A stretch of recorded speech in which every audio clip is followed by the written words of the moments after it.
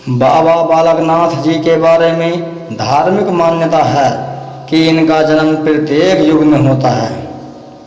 बाबा बालकनाथ जी को सतयुग में स्कंद, त्रेता में कोल एवं द्वापर में महाकाल के नाम से जाना गया।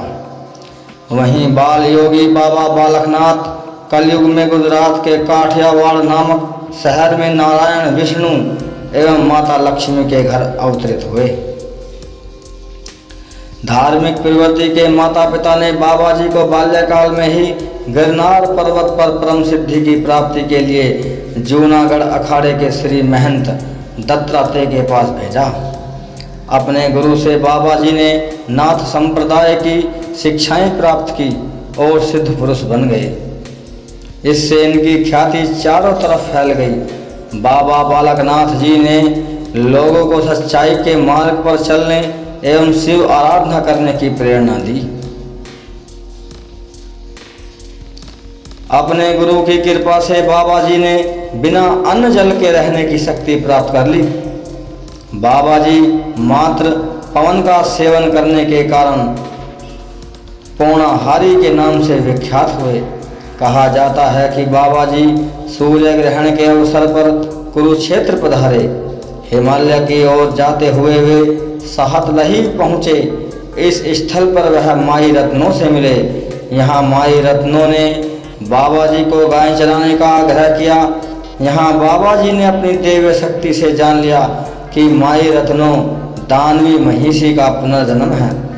दानवी महिषी को बाबा जी ने मणिकांत रूप में यह वरदान दिया था कि उनकी 12 वर्षों तक सेवा करेंगे।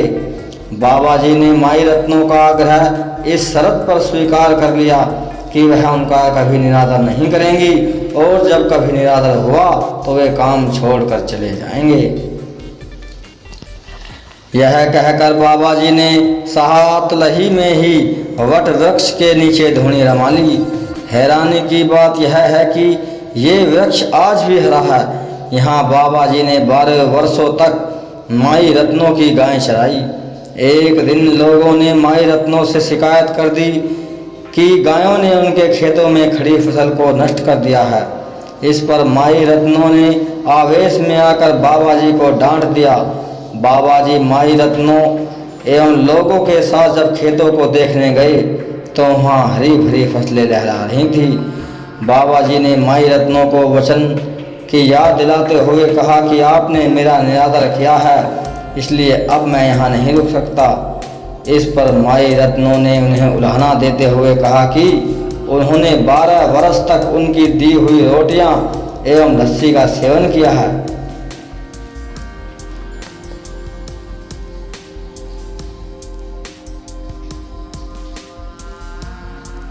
इस पर बाबा जी ने कहा कि उन्होंने भोजन एवं लस्सी प्राप्त तो की, लेकिन उनका सेवन कभी नहीं किया। इतना कहकर बाबा जी ने वट वृक्ष के तने पर चिमटा मारा तो उसके खोल से 12 वर्ष से जमा रोटियां बाहर आ गईं। भूमि पर चिमटा मारते ही लस्सी भी बाहर आ गई। वहाँ लस्सी का तालाब बन गया। यह स्थान अब साहतलही के नाम से विख्यात है। उस दौर में गुरु गोरखनाथ जी अपनी पूजा के लिए लोगों को प्रेरित कर रहे थे। उन्होंने सोचा कि यदि बाबा बालकनाथ जी उनके शिष्य बन जाएं तो उनकी मान्यता काफ़ी बढ़ जाएगी। गोरखनाथ जी जब बाबा जी को अपना शिष्य बनाने में असफल रहे तो उनके गुरु मचंदर नाथ ने उन्हें यह हठ छोड़ देने को कहा। गुरु गोरखनाथ जी ने अपने शिष्यों को आदेश दिया कि वे बाबा बालकनाथ जी को पकड़कर उनके कानों में मुद्राएं पहना दे। जब उनके शिष्य